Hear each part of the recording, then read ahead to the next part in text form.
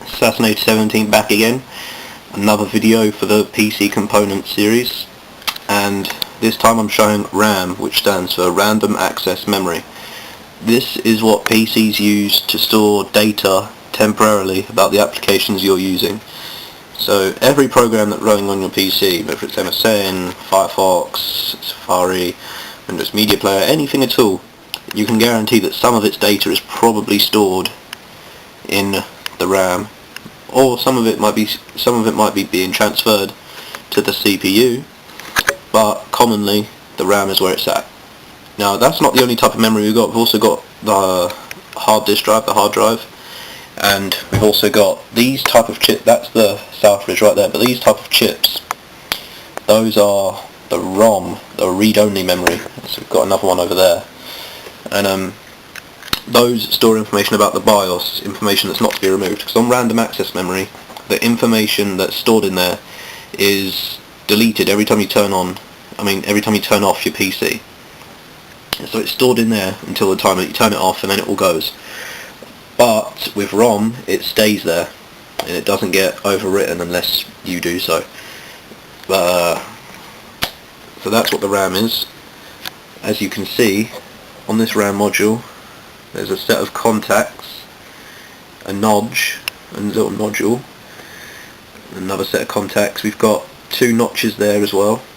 That's what clips it in.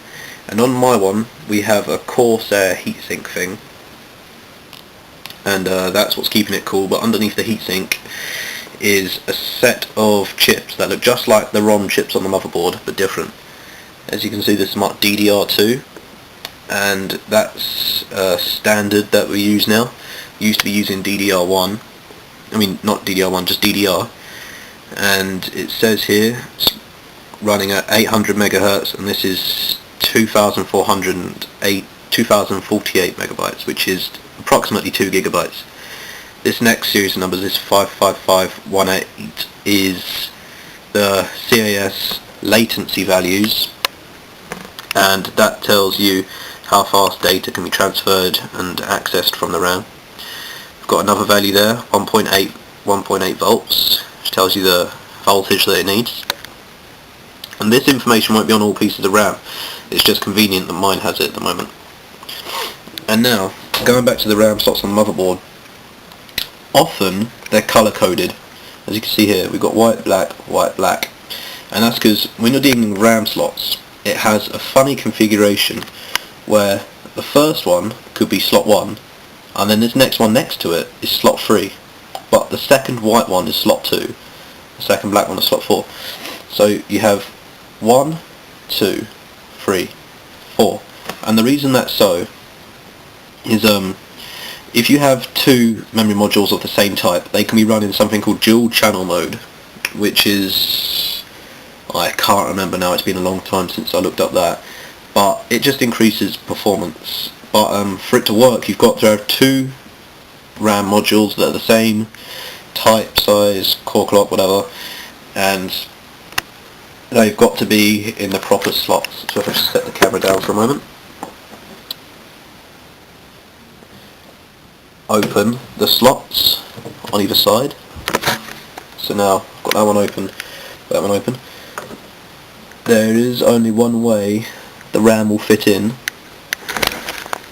and it's not seated properly yet, but give it a push.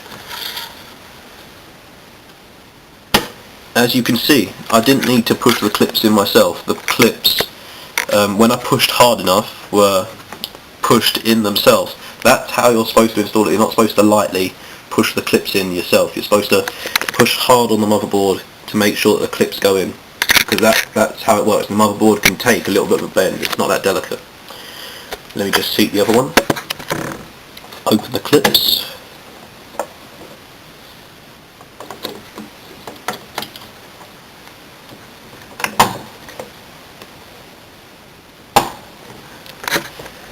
And there we have it, our two RAM modules installed.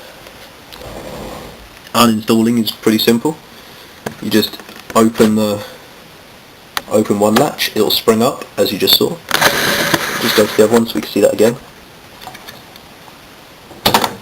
even popped up a little bit that time, and then you should feel no resistance when you just pull it out like that. And that's how it's done. My next video will probably be on, let me think, it's probably going to be on hard drives, I think, and but it might not be. I'll come up with something. I'll see you next time.